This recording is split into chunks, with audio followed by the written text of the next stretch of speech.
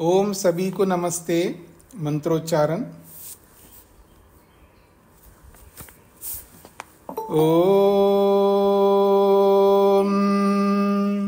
सहना भवतु सहनौ भुनक्तु सह वीर्यं करवावहै तेजस्विनावधीतमस्तु मा विद्विषावहै। ओम शांति शांति शांति। वैशेषिक दर्शन की कक्षा संख्या 2 है। वैशेषिक की भूमिका में कल हमने बहुत सारी बातों को लेकर के विचार किया है। वैशेषिक को वैशेषिक क्यों कहते हैं? वैशेषिक दर्शन के ऋषि कौन हैं? महर्षि कणाद। कणाद का क्या अर्थ होता है? दर्शन का क्या अर्थ होता है? वैशेषिक में कितने प्रकार के पदार्थ होते हैं और पदार्थ के होने में क्या ऐसा कारण है जिनको पदार्थ कहा जा सकता है? इन सब बातों को लेकर के चर्चा हुई।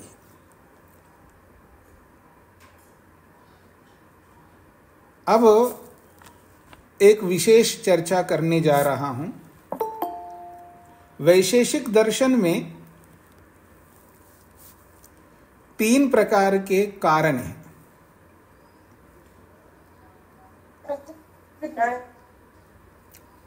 तो जो नए सदस्य जुड़े हैं उन सबका कर्तव्य ये होता है कि जैसे ही आप इस ग्रुप में जुड़ते हैं तो अपना माइक बंद करके रखना होता है।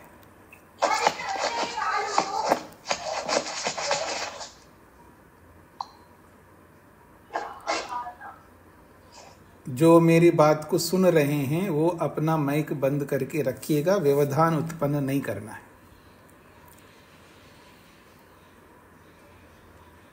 कह रहा था वैशेषिक दर्शन में 3 प्रकार के विशेष कारण हैं और ये पारिभाषिक हैं। जैसा कि आपके सामने 6 पदार्थ आए हैं: द्रव्य, गुण, कर्म, सामान्य, विशेष और समवाय। ऐसे 6 पदार्थ हैं। इन 6 पदार्थों के होने के पीछे 3 रीजन आपके सामने आए हैं: अस्तित्व, ज्ञेयत्व और अभिधेयत्व, या ये भी कह सकते हैं अभिधेयत्व, ज्ञेयत्व और अस्तित्व। अब आपके सामने जो रख रहा हूं बहुत महत्वपूर्ण कारण है। पहला कारण है समवायी कारण। समवायी कारण कहते हैं उसको। दूसरा है असमवायी कारण और तीसरा है निमित्त कारण। ऐसे 3 कारण होते हैं वैशेषिक में: समवायी कारण, असमवायी कारण और निमित्त कारण।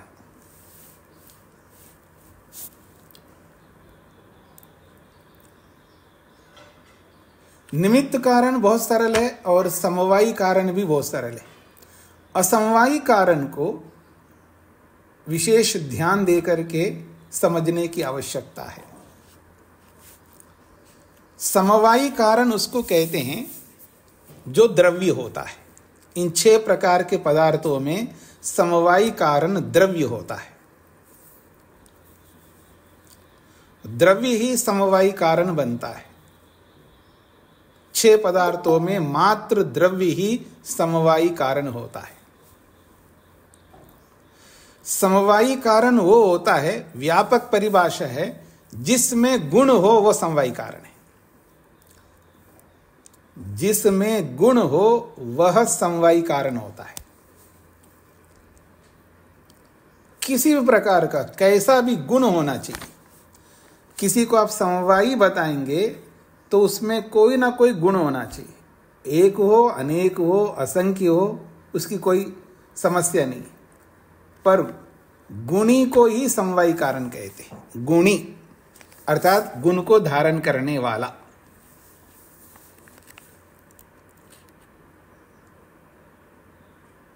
जो गुण को धारण करता है उसको समवायी कारण है कहते हैं।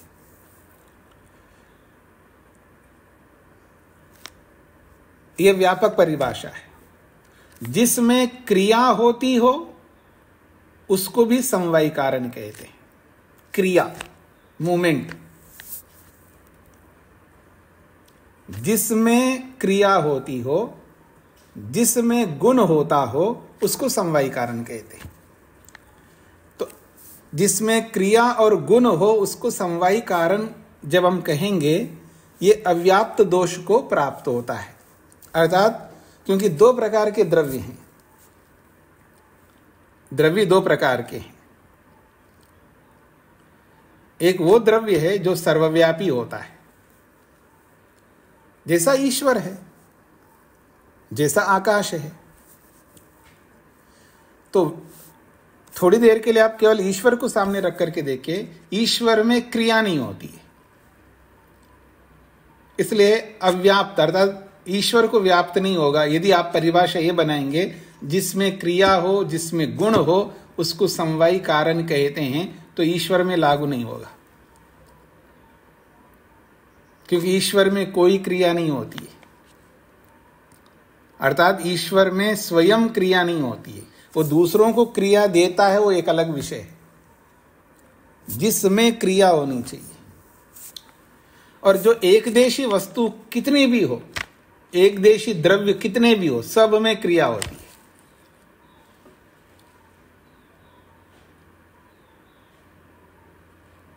तो समवायी कारण उसको भी कहते हैं जो एकदेशी हो और जिसमें क्रिया गुण होते हैं, उसको समवायी कारण कहते हैं। इसलिए व्यापक परिभाषा जब बनाते हैं तब आपको समझना है कि जिसमें गुण हो वो समवायी है। तो ईश्वर में भी गुण है, जीवात्मा में भी गुण है, समस्त जड़ पदार्थों में गुण है। कोई ऐसा द्रव्य नहीं मिलेगा, समझने का प्रयत्न सभी को करना है। कोई दुनिया में ऐसा कोई द्रव्य नहीं है जिसमें गुण ना हो। कोई द्रव्य, एक भी द्रव्य आप नहीं बता सकते ये द्रव्य है लेकिन इसमें कोई गुण नहीं है। गुणहीन कोई द्रव्य नहीं हो सकता। तो जिसमें गुण हो अर्थात जो गुण को धारण करता हो उसका नाम है समवायी कारण। कारण किसका है? गुण का कारण है, अर्थात गुण को अपने अंदर धारण करता है वो द्रव्य, इसलिए उस गुण का वो कारण वो द्रव्य है। ऐसा आपको समझना है।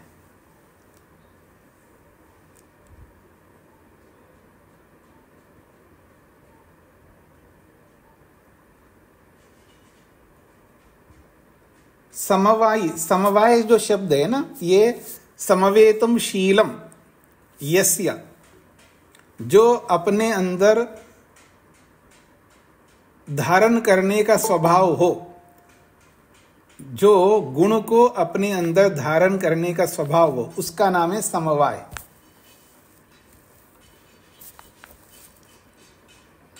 और याद रखना, मात्र द्रव्य ही समवायी कारण होता है। द्रव्य को छोड़ करके कोई पदार्थ समवायी कारण नहीं होता है। क्यों भला?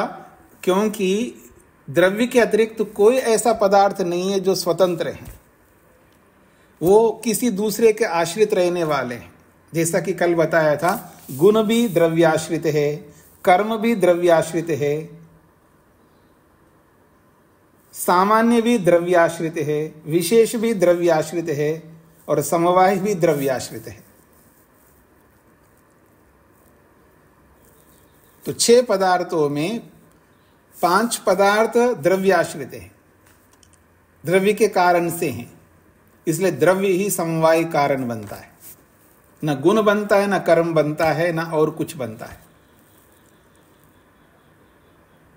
दूसरा कारण है जिसको असमवायी कारण कहते हैं, उसको बाद में बताऊंगा, निमित्त को भी बाद में बताता हूं।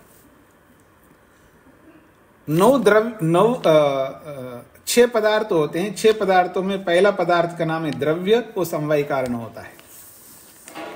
अब गुण जो है, गुण हमेशा सदा असमवायी कारण होता है, क्योंकि द्रव्य को हटा दिया तो गुण है, तो गुण सदा असमवायी कारण होता है। और कर्म भी सदा असमवायी कारण होता है।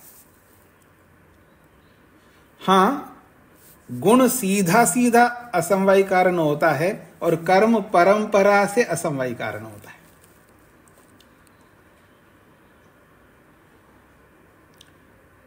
परंपरा समझते हैं जी आप लोग? परंपरा का मतलब, जैसे देखिए मेरे हाथ में पुस्तक है, पुस्तक देख रहे हैं आप, पुस्तक, और दूसरे हाथ में मोबाइल है। हाथ का और मोबाइल के साथ संयोग है, हाथ का मोबाइल का संयोग है, और फिर इस मोबाइल को पुस्तक के साथ संयुक्त करूंगा। मेरे हाथ का संयोग पुस्तक के साथ है, सीधा नहीं है, परंपरा से है, इनडायरेक्टली है। समझ में आ रहा है आप लोगों को?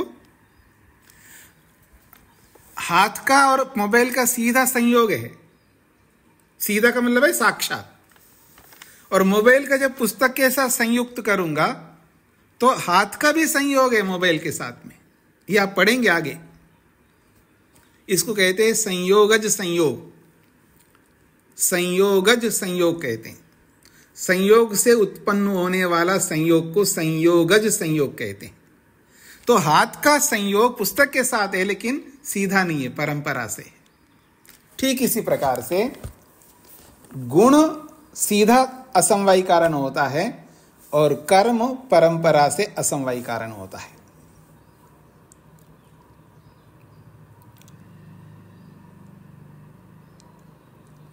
तो द्रव्य, गुण और कर्म के बारे में आपके सामने रखा है। ये जो निमित्त कारण होता है, निमित्त कारण द्रव्य भी होता है, गुण भी होता है। निमित्त कारण जो है, द्रव्य भी निमित्त कारण बनते हैं और गुण भी निमित्त कारण बनते हैं।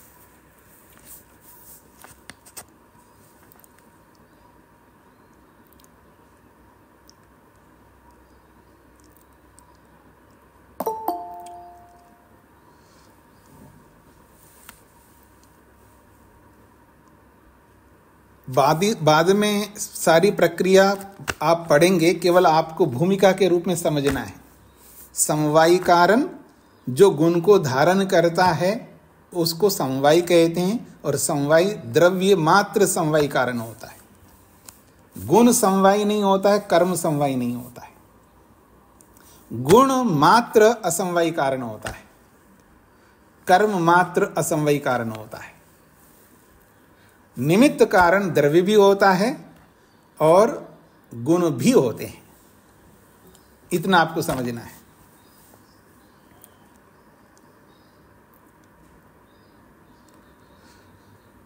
असमवायी कारण जो है 2 प्रकार से होते हैं। असमवायी कारण 2 प्रकार के होते हैं। कार्यैकार्थ असमवायी कारण, कार्य एकार्थ, कार्यैकार्थ असमवायी कारण, कार्यैकार्थ असमवायी कारण, और कारणैकार्थ असमवायी कारण। कार्यैकार्थ, कार्य एकार्थ, कार्यैकार्थ असमवायी कारण एक, फिर उसके बाद कारणैकार्थ असमवायी कारण। ऐसे 2 प्रकार के असमवायी कारण होते हैं। ये आगे आपको समझ में आ जाएगा। उसका चार्ट बना करके भी मैं आपके सामने रखूंगा।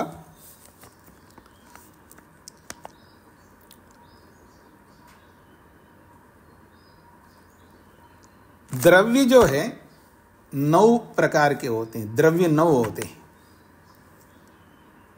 वैशेषिक में मात्र 9 प्रकार के द्रव्य हैं। प्रकार बता रहा हूं, व्यक्ति नहीं बता रहा हूं। मतलब द्रव्य व्यक्ति तो अनंत हैं, लेकिन 9 प्रकार के द्रव्य होते हैं। पृथ्वी, जल, अग्नि, वायु, आकाश, ये 5 द्रव्य हो गए। काल, दिशा 7 हो गए। आत्मा और मन 9 हो गए। 9 प्रकार के द्रव्य होते हैं वैशेषिक में। पृथ्वी, जल, अग्नि, वायु, आकाश 5 द्रव्य हैं। काल और दिशा 7 द्रव्य हो गए। आत्मा 8वां द्रव्य है और मन 9वां द्रव्य है। ये 9 द्रव्य होते हैं,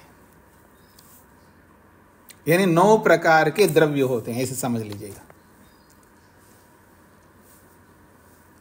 24 प्रकार के गुण होते हैं। 24 प्रकार के गुण होते हैं।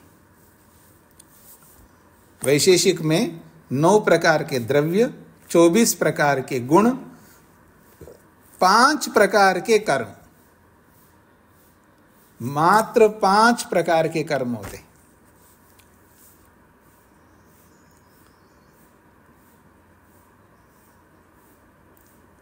प्रकार को और व्यक्ति को समझ लेना।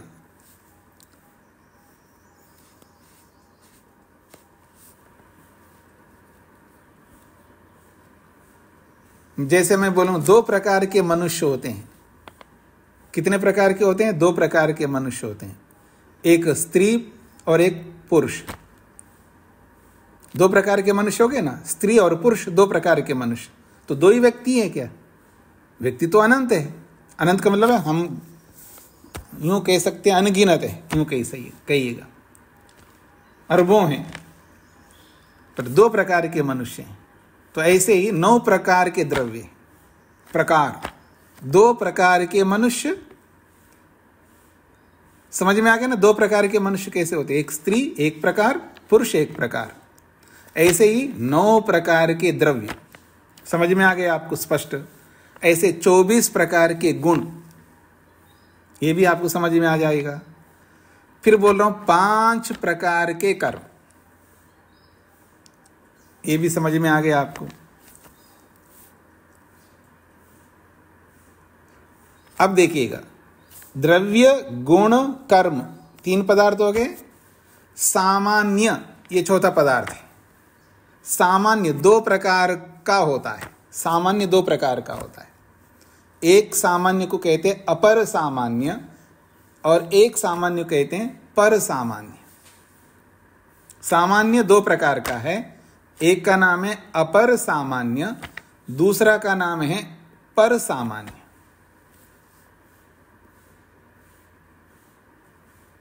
द्रव्य, गुण, कर्म, 9 प्रकार के द्रव्य, 24 प्रकार के गुण, 5 प्रकार के कर्म। सामान्य 2 प्रकार का है। सामान्य के बाद है विशेष। विशेष अनंत होते हैं। विशेष जो है अनंत होते हैं।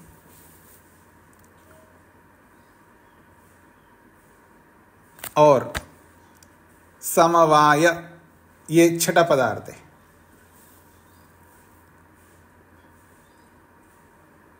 समवाय जो है, समवाय एक संबंध को कहते हैं। समवाय संबंध, जैसे गुण और गुणी का संबंध होता है, एक कार्य और कारण का संबंध होता है। जैसे गुण गुणी का संबंध है, कार्य कारण का संबंध है, आधार आधेय का संबंध है। इस संबंध को समवाय कहते हैं। समवाय संबंध, गुण गुणी का समवाय संबंध है। दोनों साथ रहते हैं ना, गुण और गुणी साथ रहते हैं, तो गुण और गुणी का संबंध को समवाय कहते हैं। जैसे धर्म और धर्मी के संबंध को समवाय संबंध कहते हैं। कार्य और कारण के संबंध को समवाय संबंध कहते हैं। तो समवाय तो एक ही है, लेकिन आप इनके भेद प्रभेद कितने ही कर सकते। जैसे गुण गुणी का संबंध, धर्म धर्मी का संबंध, कार्य कारण का संबंध, आधार आधेय का संबंध, ऐसे कितने ही बना सकते हैं आप। सभी को स्पष्ट हो रहा है जी? 6 पदार्थ मैंने आपके सामने रखे। 9 प्रकार के द्रव्य, 24 प्रकार के गुण, 5 प्रकार के कर्म, 2 प्रकार का सामान्य, अनंत विशेष, और समवाय, ये 6 पदार्थ हो गए।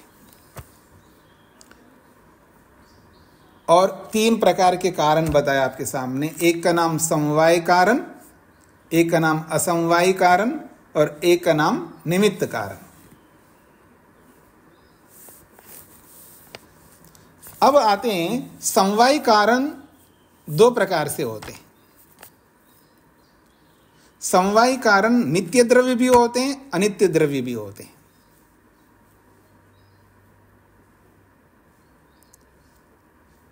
नित्य द्रव्य का मतलब जैसे आत्मा नित्य है,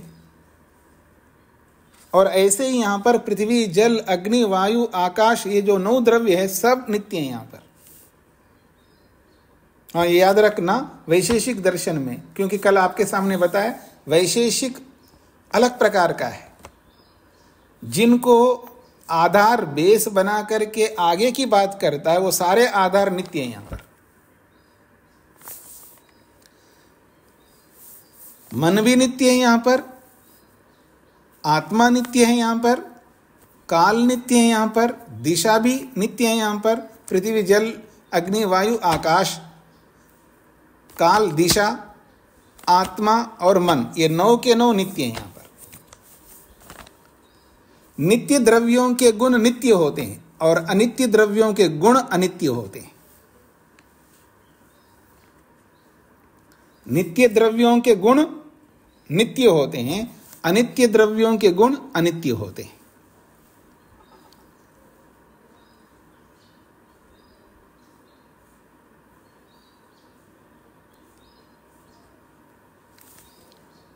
ये सब आपको विस्तार से जब वैशेषिक पढ़ेंगे तो बहुत व्यापक रूप से समझ में आ जाएगा। केवल आपको एक भूमिका आपके सामने रख रहा हूं इन पदार्थों के विषय में, क्योंकि भूमिका में ये बातें आपको आनी चाहिए। जैसे किसी पुस्तक को हम पढ़ते हैं तो उसकी भूमिका पढ़ते हैं, तो भूमिका में जो भी हम पढ़ते हैं उससे हमें अंदाजा लगता है कि पुस्तक में है क्या। जैसे पुस्तक के कंटेंट होते हैं ना, विषय सूची, विषय सूची में जो हम विषयों को देखते हैं पता लगता है इस पुस्तक में ये विषय है। तो केवल मैं आपको वैशेषिक दर्शन का विषय सूची रख रहा हूं आपके सामने। बस उसको विषय सूची के रूप में समझना, उसके अंदर डीप में जाकर के देखोगे तो आपको समझ में आएगा नहीं। अभी विषय सूची को डीप से नहीं समझा जा सकता है, केवल विषयों को समझना होता। अच्छा ये इसमें ये विषय है, इस रूप में समझना है आपको।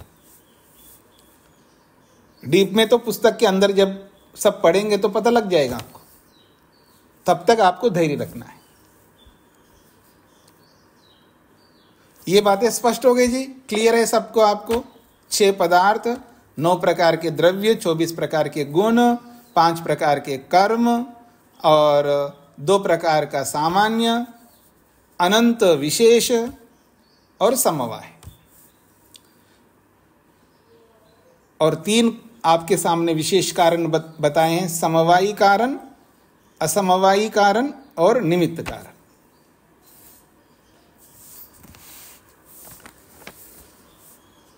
अब थोड़ा सा मैं आपके सामने रखता हूं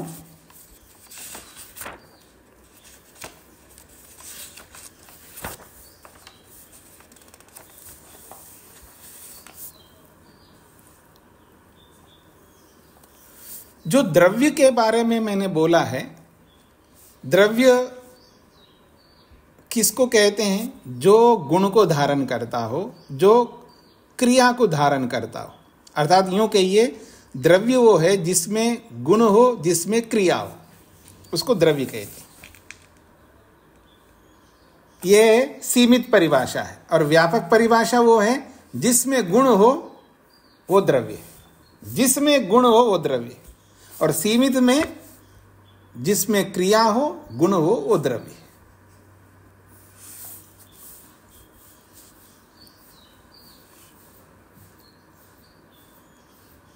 समवायी कारण के लिए एक और बात समझनी है, नित्य द्रव्य भी समवायी कारण होते हैं, अनित्य द्रव्य भी समवायी कारण होते हैं।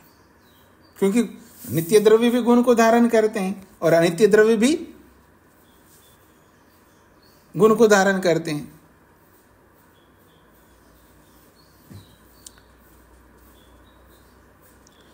द्रव्य के बारे में एक और बात समझना है। जो कारण द्रव्य होते हैं, कारण द्रव्य, वो कार्य द्रव्यों को भी धारण करते हैं।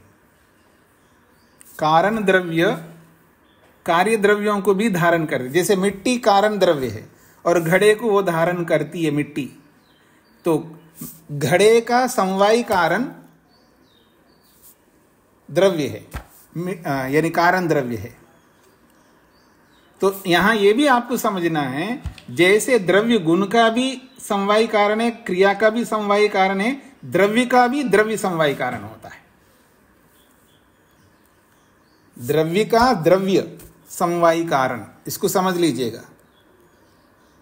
पहले आपके सामने रखा था, जो गुण को धारण करता हो वो समवायी कारण है। फिर बताया आपके सामने, जो क्रिया और गुण को धारण करता हो उसको समवायी कारण कहते हैं। अब तीसरी बात बता रहा हूं, जो द्रव्य को, गुण को और कर्म को अर्थात क्रिया को, तीनों को जो धारण करने वाला है उसको भी समवायी कारण कहते हैं। यानी द्रव्य भी द्रव्य को धारण करता है। तो वो कौन सा द्रव्य होगा जो द्रव्य को धारण करने वाला? कारण द्रव्य। और किस द्रव्य को धारण करता है? कार्य द्रव्य को। तो कार्य द्रव्य को कारण द्रव्य धारण करता है, उस कारण द्रव्य को भी समवायी कारण कहते हैं। जैसे उदाहरण, मिट्टी कारण द्रव्य है, घड़ा कार्य द्रव्य है, घड़े को मिट्टी धारण करती है, इसलिए घड़े का समवायी कारण मिट्टी है।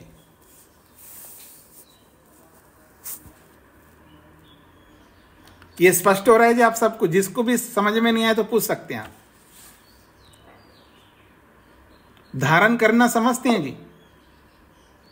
धारण करने का मतलब अपने अंदर समेट के रखता, अपने अंदर बेस बनता है। हाँ जी अंजलि जी। जी नमस्ते। आपने कहा समवायी कारण में ईश्वर, जो समवायी कारण की जो परिभाषा है उसमें ईश्वर नहीं आता, क्योंकि ईश्वर क्रिया नहीं करता। नहीं, ईश्वर समवायी कारण में नहीं आता ऐसा नहीं बोला है। फिर समझ लीजिए, ईश्वर भी एक द्रव्य है। फिर समझ लीजिएगा, मैंने ये नहीं बोला है ईश्वर समवायी कारण नहीं बनता। मैंने ये बोला है जो गुण को धारण करता है वो सब समवायी कारण बनते हैं।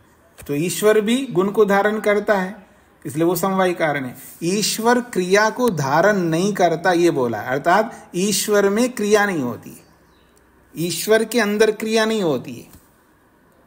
हाँ जी, तो क्रिया नहीं होती तो फिर वो डेफिनेशन के अंदर नहीं आता ना समवायी कारण में। तो इसलिए तो मैंने आपको व्यापक परिभाषा बताई है, जो गुण को धारण करता हो वो सब समवायी कारण होते, ये व्यापक परिभाषा। सीमित परिभाषा में ये है, जो द्रव्य को धारण करता हो, जो गुण को धारण करता हो, जो क्रिया को धारण करता हो, वो भी समवायी कारण है। क्योंकि जब ये तीनों बोलेंगे हम, समवायी कारण उसे कहते हैं जो द्रव्य को धारण करे, जो गुण को धारण करे और जो क्रिया को, कर्म को धारण करे। अगर ऐसी परिभाषा बनाएंगे तो ईश्वर नहीं आएगा इसमें।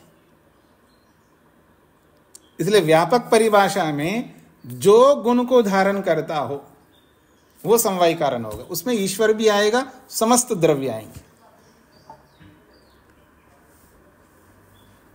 हाँ जी, आभा जी। नमस्ते स्वामी जी।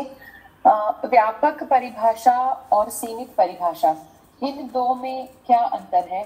क्योंकि अब तक हम एक ही तरह की परिभाषा जानते थे और किसी भी विषय में ऐसा नहीं सुना, तो हाँ, ये क्यों है और क्या फर्क है इसमें? ऐसा है कि अब आपने सुना नहीं, इसका मतलब है शास्त्र कम पढ़े हैं। तो जब शास्त्र ज़्यादा पढ़ेंगे तो और भी बहुत सारी बातें सुनेंगे आप। क्योंकि परिभाषा जो है दो प्रकार की होती, दो प्रकार की परिभाषाएं होती हैं। जैसे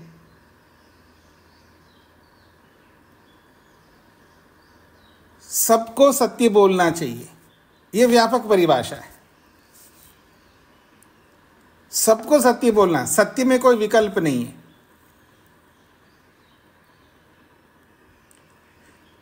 नियम जो है सबको पालन करना चाहिए, नियम, पर उसमें विकल्प है। तो मैं दूसरे शब्दों में बोलूं, यम का पालन, यम में 5 विभाग आते हैं, अहिंसा, सत्य, अस्तेय, ब्रह्मचर्य, अपरिग्रह। यम का पालन सबको सार्वभौम रूप से, यूनिवर्सल लॉ के रूप में सबके लिए अनिवार्य है इनका पालन करना। नियम में 5 विभाग आते हैं, शौच, संतोष, तप, स्वाध्याय, ईश्वर प्रणिधान। नियम सार्वभौम रूप से सबको पालन करना अनिवार्य नहीं है, उसमें विकल्प है। अगर मान लीजिए मेरे को बुखार आ गए बहुत ज़्यादा और बहुत ज़्यादा सर्दी लग रही है, ठंड लग रही है, तो आप मेरे ऊपर नियम नहीं बना सकते कि आपको स्नान करना ही पड़ेगा। मेरी मर्जी, मैं नहीं करूँगा। मैं बीमार हूँ जी, मैं झूठ बोल सकता हूँ? नहीं, यहाँ विकल्प नहीं। मैं लाचार हूँ जी, मैं असहाय हूँ जी, मेरे को झूठ बोलने दो, यहाँ नहीं हो सकता। यम में विकल्प नहीं है, नियम में विकल्प है। तो परिभाषाएं इस तरह बनाई जाती हैं देश काल परिस्थिति के अनुसार। तो कुछ परिभाषाएं ऐसी बनाई जाती हैं जो सीमित होती हैं, तो उस सीमा में जो जो आते हैं उसके अंदर वो लागू हो जाएगा। और एक व्यापक परिभाषा बनाई जाती है जिसमें विकल्प ही नहीं दिखेगा आपको। तो इस तरह का परिभाषा बनाया जाता है, तो आपको धीरे धीरे आगे समझ में आ जाएगा। सोमनाथ जी को क्या कहना है? स्वामी जी नमस्ते जी। जैसे द्रव्य 9 प्रकार, गुण 24 प्रकार, कर्म 5 प्रकार, सामान्य 2 प्रकार, वो विशेष अनंत। हाँ जी, प्रकार यह क्या है विशेष? अनंत कहो, प्रकार कहो, प्रकार भी कह सकते हैं। और ये जो आप बोलते हैं बाद में विस्तार में कहा जाएगा नित्य अनित्य, और इसका पर अभी इसको कंठस्थ करना है हमको। अभी अब कंठस्थ करो तो अच्छी बात है, याद रहेगा तो आप आगे शास्त्र को आसानी से समझेंगे। जी जी जी जी। अब जो मैं बोल रहा था द्रव्यों के बारे में, द्रव्य समवायी कारण 2 प्रकार के होते हैं। जो नित्य द्रव्य होते हैं वो केवल गुण का और क्रिया का समवायी कारण होते हैं। जो नित्य द्रव्य होते हैं वो केवल गुण का और क्रिया का समवाय कारण होते हैं। और उनमें भी 2 भेद कर सकते हैं। जो केवल ईश्वर है वो केवल गुण का समवाय कारण होता है, वो क्रिया का समवाय कारण नहीं होता है। और जीवात्मा ये है, ये 2 का समवाय कारण होता है, क्रिया का भी और गुण का भी, क्योंकि ये दोनों नित्य हैं। और जो कुछ नित्य द्रव्य हैं, जो जड़ पदार्थ है, नित्य द्रव्य जो कि कारण के रूप में प्रस्तुत होते हैं, वो सब द्रव्य का भी समवायी कारण बनते हैं, गुण का भी समवायी कारण बनते हैं और क्रिया का भी समवायी कारण बनते हैं।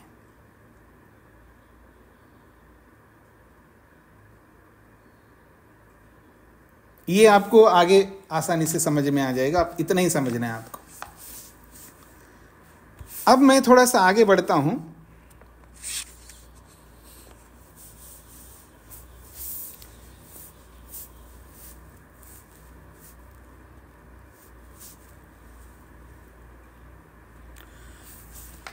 द्रव्य जो होते हैं, द्रव्य जिसको हम द्रव्य कहते हैं,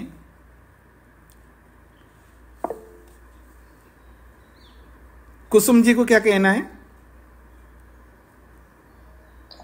नमस्ते स्वामी जी, यहाँ क्रिया और कर्म दोनों एक ही चीज है? हाँ जी, हाँ जी। यहाँ कर्म कहो, क्रिया, यहाँ कर्म का मतलब जो हम जो फल देने वाले कर्म बोलते हैं ना, उसको मत लीजिए। यहाँ कर्म का मतलब क्रिया, जो मूवमेंट, अलग अलग मूवमेंट को यहाँ कर्म बोला जा रहा है। धन्यवाद स्वामी।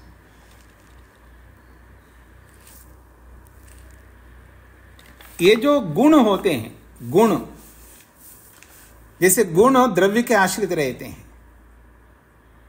ऐसे ही गुण गुण के आश्रित नहीं रह सकता। जैसे गुण द्रव्य के आश्रित रहता है, ऐसे गुण के आश्रित कोई गुण नहीं रह सकता। कर्म के आश्रित कर्म नहीं रहता और कर्म गुण के आश्रित भी नहीं रह सकता। मैं एक मोटी भाषा में बोलूं, जो पराश्रित है वो किसी और को आश्रय नहीं दे सकते।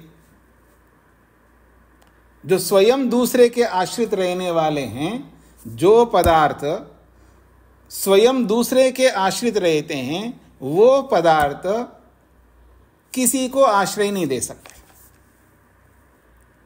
जैसे गुण पराश्रित है, इसलिए गुण किसी और गुण को आश्रय नहीं दे सकता। इट मीन्स गुण में गुण नहीं रहता। जैसे गुण द्रव्य में रहता है, क्रिया द्रव्य में होती है, ऐसे गुण में गुण नहीं रहता। गुण में क्रिया भी नहीं रहती है, क्रिया में गुण भी नहीं रहता है।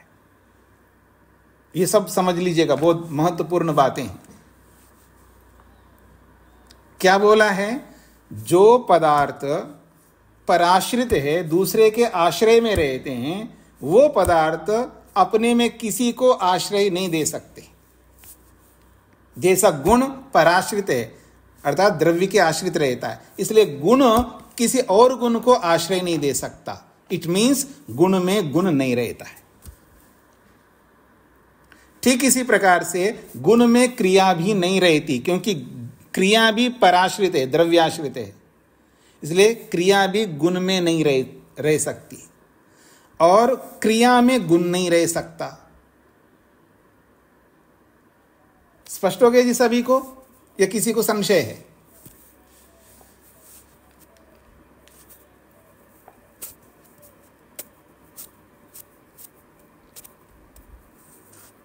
अब मैं आपके सामने एक बात रखूंगा। कौन है? राजगोपाल जी, बोलिए। नमस्ते। ये जो आप बोले ईश्वर में गुण समवाय कारण हो सकता है, क्रिया नहीं हो सकती। नहीं, ऐसा मत बोलिए। ईश्वर में गुण रहता है, इसलिए ईश्वर गुण का समवाय कारण है। ईश्वर गुण का समवाय कारण हो सकता है जी, किंतु क्रिया का, ये सब ठीक है, किंतु जीवात्मा आत्मा क्रिया का कैसे हो सकता है? आत्मा में क्रिया होती है ना। मैं एक शरीर से निकल करके दूसरे शरीर में प्रवेश कर रहा हूं ना। जी। तो जब मैं शरीर से निकलूंगा तो उसमें क्रिया होगी ना, मतलब देशांतर प्राप्ति, एक स्थान से दूसरे जगह पर जाना, गमन क्रिया होती है ना आत्मा में। मेरा यह अभिप्राय नहीं है इंटरनली आत्मा के अंदर कोई क्रिया होती है, एक्सटर्नली क्रिया होती है, अर्थात देशांतर प्राप्ति। एक जगह से आत्मा निकल करके दूसरी जगह पर पहुंचता है। आप दिल्ली से चल करके चेन्नई जा सकते हैं, तो ये जो क्रिया हो रही है, गमन क्रिया, वो आत्मा में भी होती है। उस क्रिया का समवाय कारण जीवात्मा है। ऐसा ऐसे उदाहरण सब हम आगे अपेक्षा करेंगे। क्या कह रहे हैं? ऐसे जो उदाहरण है, अभी पूछते समय मुझे समझ में आ गया जी। तो जो आगे ऐसे उदाहरण के साथ हम समझना चाहते हैं, तो आगे ये सब उदाहरण आ जाएगा। तो पुस्तक में तो यही तो पढ़ेंगे हम सब। जी। इन 6 पदार्थों के बारे में ही तो पढ़ेंगे। जी। रामचरण जी को क्या कहना है? नमस्ते स्वामी जी। मेरा निवेदन तो इतना था कि जो आपने 6 द्रव्य बताए, उसमें सुनिए, रुकिए। कितने द्रव्य? हाँ, 6 पदार्थ। याद रखना, पदार्थ अलग होता है, द्रव्य अलग होता है, क्योंकि पदार्थ तो द्रव्य को भी पदार्थ कहते हैं। जी। तो मेरा प्रश्न था स्वामी जी, 6 पदार्थों में से खाली एक ही मतलब ये आश्रित है ना, बाकी सब पराश्रित रहेंगे ना? 5 पदार्थ पराश्रित हैं। हाँ जी, हाँ जी, हाँ, एक के 5 आश्रित रहते हैं। ठीक है। धन्यवाद। जी जी, अनीता जी को क्या कहना है? ओम प्रणाम स्वामी जी। जी स्वामी जी, ये पूछना था, जो नित्य द्रव्य जड़ रूप में होते हैं वो गुण और कर्म का समवाय कारण बनते हैं और द्रव्य का भी बनते हैं, ऐसा? हाँ जी, हीरो का बनते हैं? हाँ जी, हाँ जी जी, धन्यवाद। वो आगे समझ में आएगा। जैसे पृथ्वी तत्व के एक एक कण है ना, वो सब नित्य है। वैशेषिक में पृथ्वी के एक एक कण नित्य हैं और वो कारण द्रव्य है, और उन पृथ्वी के कारण द्रव्यों से कार्य द्रव्य बनते हैं। तो कार्य द्रव्यों का वो कारण द्रव्य समवाय कारण बन जाएंगे। वो आगे आप समझेंगे, पढ़ेंगे। जी अरुण जी। हाँ स्वामी जी नमस्ते। जैसा आपने बताया कि कारण द्रव्य कार्य द्रव्य को धारण करते हैं जी, तो हम ये समझ सकते हैं कि जैसे बीज है वो कारण द्रव्य है और जो उससे वृक्ष बना वो कार्य द्रव्य है। हाँ जी, हाँ जी, हाँ जी, ये मतलब माना जा सकता है। हाँ, माना जा सकता है। जी ठीक। आभा जी को क्या कहना है? स्वामी जी, ये आपने जो आत्मा वाला अभी उदाहरण दिया ना, इसमें थोड़ा सा कंफ्यूजन हो गया। आत्मा कैसे गमन करती है? आत्मा तो सर्वव्यापी है, सभी जगह है। तो कौन सी आत्मा की, कैसे? कौन सी आत्मा की बात कर रहे हो? तो हम यहाँ परमात्मा की बात नहीं कर रहे हैं, हम यहाँ जीवात्मा की, जिसको हम कारण शरीर भी कहते हैं, उसकी बात कर रहे हैं। जब हम आत्मा कह रहे हैं तो जीवात्मा, जो शरीर धारण किया हुआ, जो आपके शरीर में जो आत्मा है वो जीवात्मा।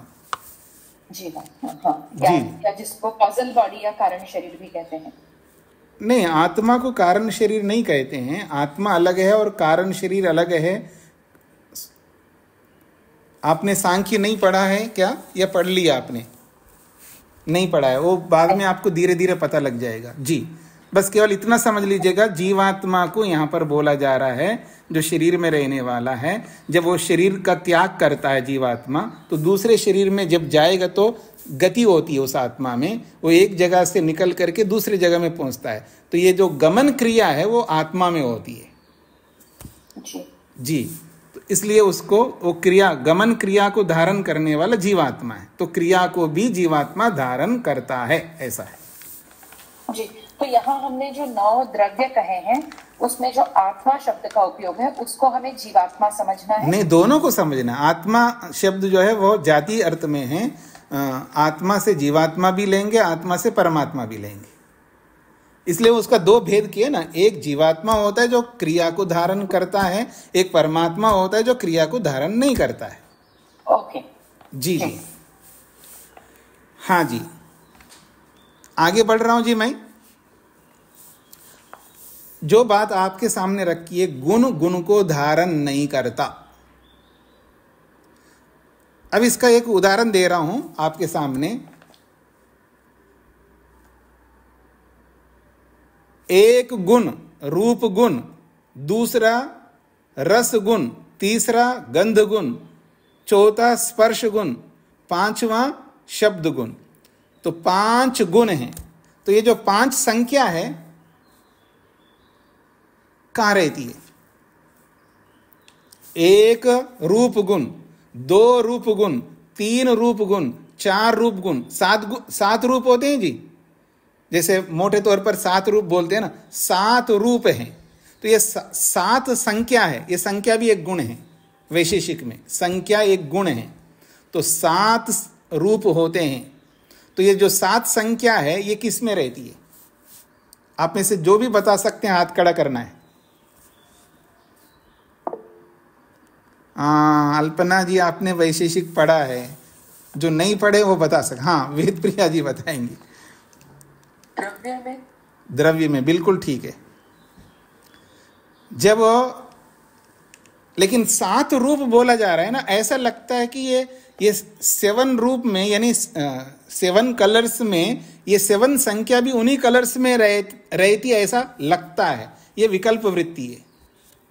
क्योंकि रूप जो है, जब एक रूप बोला है तो वो रूप भी द्रव्य में रहेगा, वो एक संख्या भी द्रव्य में रहेगा।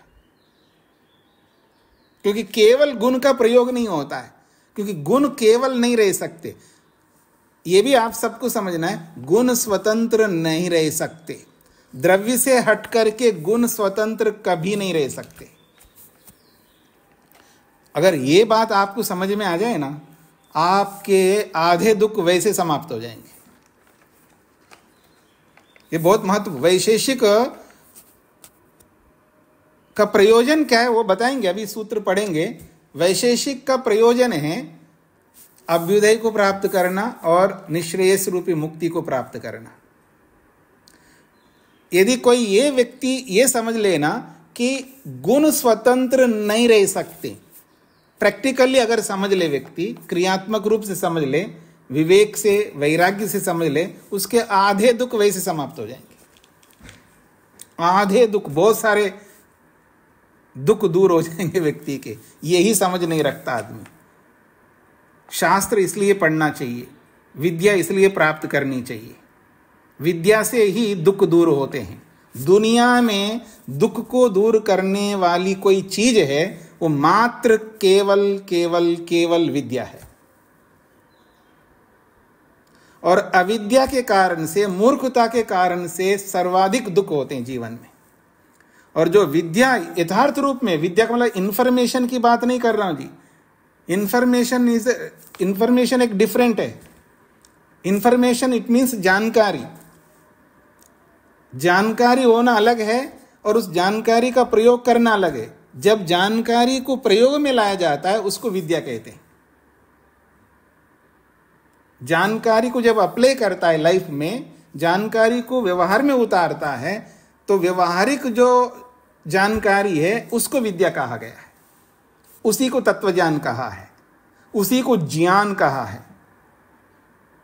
इसलिए ज्ञानान मुक्ति कहा है। ज्ञान से मुक्ति होती है, अर्थात विद्या से मुक्ति होती है, जानकारी से नहीं। जानकारी तो बहुत है आपके पास में, मतलब मोबाइल में बहुत सारी डाटा भरी हुई है। मोबाइल में बहुत डाटा है। जैसे मोबाइल में डाटा है, ऐसे आपके मन के अंदर बहुत ज्यादा डाटा भरा हुआ है। आपको मैं बता दूं, हमारा मन कितना माइक्रो है, उसके अंदर कितना डाटा आ सकता है, अनबिलीवेबल। मतलब ऐसा लगता है कि 2 अरब वर्ष होने जा रहे हैं सृष्टि को बन करके। आदि सृष्टि से उत्पन्न होते हुए आज तक अगर हम आए हैं तो 2 अरब वर्षों का डाटा हमारे मन के अंदर है। और आगे जाकर के इतना ही और डाटा है इसके अंदर, मतलब 4 अरब 32 करोड़ वर्ष का डाटा मन में रखने का सामर्थ्य है। भगवान, अगर भगवान को समझना हो ना, यथार्थ में परमात्मा को समझाने के लिए वैशेषिक बहुत ही सहयोग करता है। ऐसे खाली पीली नहीं पढ़ रहे हम शास्त्र को। ये जो वैशेषिक है, इस वैशेषिक को यथार्थ रूप में अगर समझने लग जाए व्यक्ति, उसका बहुत बड़ा उद्धार होगा, बहुत सारे दुखों से बच जाएगा वो। केवल इंफॉर्मेशन गेन नहीं करना है, उस इंफॉर्मेशन को गेन करके, प्राप्त करके उसको अप्लाई करना है। जैसा शास्त्र कहता है वैसा प्रत्यक्ष अनुभव करना है, तो देखना कि कितना लाभ होगा। यानी भगवान को समझाने का माध्यम वैशेषिक है, क्योंकि ये द्रव्य को बताता है, गुण को भी बताता है, कर्म को भी बताता है, सब कुछ बताता है। जितने भी एलिमेंट्स हैं दुनिया में, जितने भी पदार्थ हैं, जितने भी वस्तु हैं, उन सबको समझाने का काम वैशेषिक करता है। बहुत महत्वपूर्ण ग्रंथ है। यदि मन को समझ लेना आप, मन को, बेड़ा पार हो जाएगा हमारा। आप सोचिएगा इस मन के अंदर कितना डाटा है, कितना सेव किया हुआ है हमने संस्कारों के रूप में। 2 अरब वर्ष होने जा रहे हैं, 2 अरब वर्षों का डाटा मन के अंदर फीड है, फिर भी खाली लगता है। क्या इंस्ट्रूमेंट बनाया भगवान ने, कितना माइक्रो इंस्ट्रूमेंट है जो दिखाई नहीं देता है, जिसको समाधि में प्रत्यक्ष करना होता है। समाधि में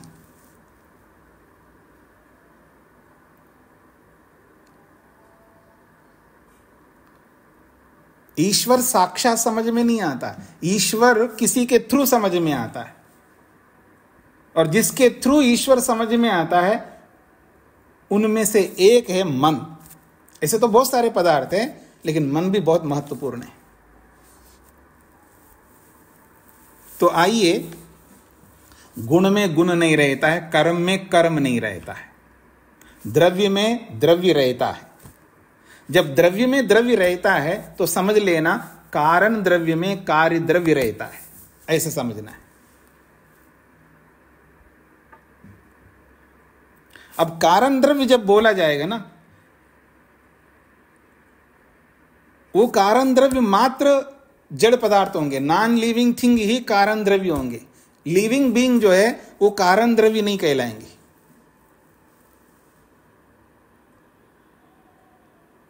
कारण द्रव्य जो होते हैं वो कार्य द्रव्यों के कारण होते हैं। जैसे मिट्टी कारण द्रव्य है और उसका कार्य घड़ा है, तो ऐसे जीवात्मा कारण द्रव्य हो और किसी को उत्पन्न करता हो, ऐसा नहीं है। मतलब जीवात्मा से कोई वस्तु उत्पन्न नहीं होती है, परमात्मा से कोई वस्तु उत्पन्न नहीं होती है, इसलिए परमात्मा और जीवात्मा कारण द्रव्य नहीं कहलाते। इन दोनों को छोड़ करके कुछ ऐसे द्रव्य हैं जो कारण द्रव्य हैं। तो द्रव्य द्रव्य को धारण करता है, इसका मतलब है कारण द्रव्य कार्य द्रव्यों को धारण करता है। गुण गुण को धारण नहीं करता, कर्म कर्म को धारण नहीं करता। जब मैं बोलूंगा 5 प्रकार के कर्म होते हैं, तो वो 5 संख्या कर्म में नहीं रहती है, 5 संख्या कर्म में नहीं रहती है। वो कर्म जिस द्रव्य में रहते हैं उसी द्रव्य में 5 संख्या भी रहेगी। जब मैं बोलूंगा 24 गुण, तो 24 संख्या गुणों के साथ भले जुड़ी हुई है, 24 गुणों के साथ में 24 संख्या जरूर जुड़ी है, लेकिन जो 24 गुण जिन द्रव्यों में रहेंगे उन्हीं द्रव्यों में वो संख्या भी रहेगी। तो गुण में गुण नहीं रहता, क्योंकि संख्या भी गुण है। कर्म में कर्म नहीं रहता, कारण द्रव्यों में कार्य द्रव्य रहते हैं। स्पष्ट हो रहा है जी सबको? रामचरण जी को क्या कहना है? अच्छा, अब भूमिका तो कितनी लंबी कर सकते हैं, इसको अब मैं ज्यादा नहीं बढ़ाना चाहता हूं। इस वैशेषिक दर्शन में 10 अध्याय हैं। एक एक अध्याय के 2-2 विभाग है। उन 2 विभागों को आहनिक बोला है। आहनिक तो प्रथमान्निक द्वितीयान्निक, अर्थात पहला विभाग दूसरा विभाग। पहला विभाग का मतलब है प्रथम आहनिक, दूसरा विभाग का अर्थ है द्वितीय आहनिक। तो ऐसे 10 अध्याय है और एक एक अध्याय के 2-2 आहनिक है, तो इस प्रकार से 20 आहनिक है और 10 अध्याय है। बहुत छोटा सा दर्शन है, अगर आप समझते जाएंगे तो बहुत सरलता से जल्दी समाप्त कर सकते हैं। ये आप लोगों के ऊपर है। पीछे की आवृत्ति करते आइए तो आप बहुत शीघ्रता से समझ पाएंगे। अगर पीछे की आवृत्ति नहीं करेंगे तो ये एलिमेंट्स, इनके स्वरूप, इनका स्वभाव, इनकी क्रियाएं समझ में आना बड़ा मुश्किल हो जाएगा आगे। सो इस केमिस्ट्री को थोड़ा केमिस्ट्री के रूप में देखिएगा और समझने का प्रयत्न करिएगा, तो आपको सारे एलिमेंट्स समझ में आ जाएंगे आपको। This is the Indian chemistry. भारतीय रसायन शास्त्र है जिसको हम पढ़ रहे हैं, बहुत महत्वपूर्ण है। और आत्मा परमात्मा को जानने में और परमात्मा को प्राप्त करने में, समाधि लगाने में, अभ्युदय को प्राप्त करने में, निश्रेयस को प्राप्त करने में बहुत बड़ा सहयोग करने वाला दर्शन है।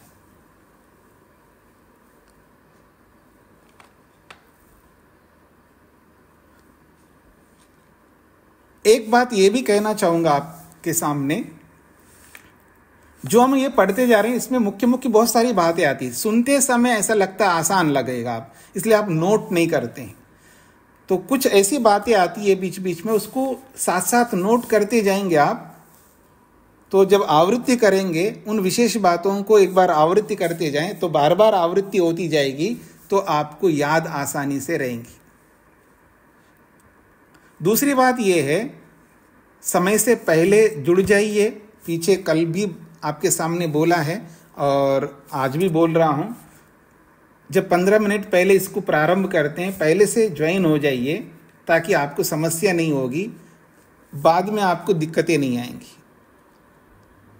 जैसे 6 बजने के बाद में अगर रिक्वेस्ट आते जाएंगे तो डिस्टर्बेंस हो जाएगा एक बात, और आप विद्यार्थी नहीं माने जाएंगे। विद्यार्थी उसी को कहेंगे जो अनुशासन का पालन करता है। तो आप विद्यार्थी बन करके पढ़िएगा। अनिल जी को क्या कहना है? ओम स्वामी जी। स्वामी जी, अभी आपने बोला वैशेषिक दर्शन ये भारत का रसायन शास्त्र है, तो क्या हम ऐसा कहें कि इसको थोड़ा छोटा नहीं करने, क्योंकि जब आत्मा परमात्मा को ये हमें समझने में सहायता करता है, तो आत्मा परमात्मा तो ब्रह्मांड में सभी को समझने के लिए एक जैसा ही वो होगा ना, एक तरीके का सबको समझने के लिए सबके लिए शास्त्र होगा। क्यों हम केवल इसको भारत तक सीमित करें? नहीं, मैंने देखिए, आप थोड़ा सा पटरी से उतर के जा रहे हैं। मैंने ये नहीं कहा केवल भारत का शास्त्र है, इसलिए केवल मैंने वो नाम दिया भारतीय रसायन शास्त्र। ये इस बोलने का अभिप्राय ये नहीं कि केवल भारत के लिए है, ये मनुष्य मात्र के लिए, पर इसका इन्वेंशन जो है भारत ने किया, इसलिए भारतीय बोला है मैंने। हाँ जी, लवकुश जी को क्या कहना है? सर जी जी, आज मेरा पहला क्लास है और मैं पहली बार वैशेषिक दर्शन को आपके साथ पढ़ रहा हूँ सर। मेरे क्वेश्चन ये है सर, इसको क्यों पढ़ना चाहिए? इसको इसलिए पढ़ना चाहिए कि क्योंकि हर व्यक्ति सुख को पाना चाहता है, दुख को दूर करना चाहता है। अगर कोई व्यक्ति सुख को पाना चाहता है, दुख को दूर करना चाहता है, तो ये अनिवार्य है। इसके माध्यम से, इसके थ्रू बहुत सारे दुख हमारे दूर होते हैं, और इसको यथार्थ रूप में अगर अप्लाई कर लेंगे तो सारे दुखों को भी दूर कर सकते हैं। मतलब केवल यही शास्त्र है ऐसा नहीं कहना चाह रहा हूं, जो भी दुख को दूर करने वाले शास्त्र हैं उन सबको हमें पढ़ना चाहिए। दुख हमारे दो प्रकार के होते हैं, एक इंटरनली दुख होते हैं, एक एक्सटर्नली होते हैं। एक्सटर्नली दुखों को दूर करने वाले बहुत सारे शास्त्र हैं, जैसे कोई इंजीनियरिंग करता है, कोई कुछ करता है, कोई कुछ करता है, उनसे भी एक्सटर्नली दुख दूर होते हैं। और ये एक ऐसा शास्त्र है, इस शास्त्र को पढ़ने से एक्सटर्नली दुखों को भी दूर कर सकते, इंटरनली दुखों को भी दूर कर सकते, इसलिए पढ़ना चाहिए। सोमनाथ जी को क्या कहना है? स्वामी जी, आज जितना भूमिका दिया बहुत कॉम्प्लिकेटेड लगता है, इतना कठिन लगता है, आगे को और भी कब कठिन लगेगा ऐसा लगता है। नहीं, देखिएगा, कॉम्प्लिकेटेड अगर मानोगे तो कॉम्प्लिकेटेड हो जाएगा, नहीं मानो तो बिल्कुल नहीं होगा। ये तो भूमिका है जी, केवल वो थोड़ा थोड़ा आपके सामने रखा है। इसको विस्तार से जब आप आगे पढ़ेंगे तो बहुत सरल होगा। आपको ये बताया गया कि द्रव्य किसको कहते हैं? जो गुण को धारण करता है। इसमें क्या कॉम्प्लिकेटेड है जी? और गुण को धारण नहीं करता। क्यों नहीं करता? उसका रीजन भी पता है। गुण जो है दूसरे के आश्रित रहता है, जो दूसरे के आश्रित रहता है वो अपने आश्रय में किसी और को नहीं रख सकता। ऐसी बहुत सारी निमित्त ऐसा जो हाँ थोड़ा आज ऐसा है। मैंने पहले दिन आपको बताया, जो शब्द पहली बार सुनते हैं हम लोग वो समझ में नहीं आएंगे। इंद्र कुंद्र कुतरुल्ला, मात्र कुतरुल्ला, कुछ समझ में आए आपको? अब इसको रोज सुनिएगा आप तो आपको जरूर समझ में आएगा। मोबाइल पहली बार समझ में आया था आपको? मोबाइल, कंप्यूटर, तो बार बार व्यवहार में लाएंगे तो वही समझ में आ जाएंगे आपको। कोई चीज पहली बार इसलिए समझ में नहीं आती है क्योंकि वो हमारे साथ में ही नहीं होगा, हमारे व्यवहार में नहीं आया। तो जिसको आप व्यवहार में बार बार लाएंगे वो अपने आप समझ में आ जाएगी, इसलिए चिंता मत करिएगा। हाँ जी, आभा जी को क्या कहना है? स्वामी जी, ये द्वैत का दर्शन शास्त्र है ना? अद्वैत में सिर्फ अद्वैत वेदांत ही आता है? ऐसा है कि वो द्वैत अद्वैत तो हम सब लोगों ने बनाया है जी। मनुष्यों ने, ये जैसे अलग अलग ईश्वरों को मनुष्यों ने बनाए हैं ना, ऐसे ही द्वैत अद्वैत को भी हम लोगों की अपनी धारणाएं होती हैं। कोई व्यक्ति द्वैत को लेकर चलता है, कोई अद्वैत को लेकर चलता है, ये हमारी धारणा है। हम यहाँ पर यथार्थता को सामने रखना चाहते हैं। अब किसी व्यक्ति के ऊपर निर्भर करता है वो द्वैत को मानता है, अद्वैत को मानता है, या किस को मानता है वो उसके ऊपर निर्भर करता है। जितने भी मतांतर होते हैं ये सब मनुष्यों के द्वारा बनाए गए होते हैं। लेकिन अगर द्रव्य है, द्रव्य को किसी ने नहीं बनाया, द्रव्य पहले से विद्यमान है, गुण पहले से विद्यमान है, कर्म पहले से विद्यमान है। जो पहले से विद्यमान है उनको हम थोड़ा बनाने वाले होते हैं।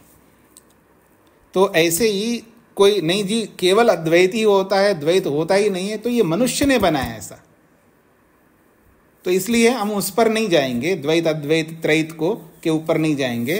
तो हम केवल शास्त्र क्या कहता है उसको सामने रख रहे हैं। और एक बात है, शास्त्र जो रख रहा है उसके अकॉर्डिंगली, उसके अनुरूप अगर हम चलेंगे तो हमारा प्रयोजन अगर पूरा हो रहा है, इसमें फिर कोई प्रॉब्लम आएगा नहीं। प्रॉब्लम तब आता है जब जो शास्त्र कह रहा है उसके अनुसार हम ना चल करके अपनी मान्यता को लेकर के चलेंगे, तब हम अपने प्रयोजन को, एम को पूरा नहीं कर पाएंगे। अपने मत को थोड़ी देर के लिए हम बाहर रख दें और जो शास्त्र कह रहा है उसके अकॉर्डिंगली चलेंगे तो बहुत कुछ हम अपने एम की ओर आगे बढ़ेंगे। तो ये धीरे धीरे आपके सामने स्पष्ट हो जाएगा। समय पूरा हो रहा है, मैं इसको यहीं पर विराम देता हूं। ओम शांति शांति शांति ही। जिन्होंने पहली कक्षा को नहीं सुना है वो YouTube से निकाल करके सुन ले। वानप्रस्थ साधक आश्रम के नाम से YouTube चैनल है, उस पर आपको पहली कक्षा मिल जाएगी। जिन्होंने नहीं सुना है, सब सुनेंगे तो प्रारंभ से सुनकर के आगे बढ़ेंगे तो आसान हो जाएगा। ओम।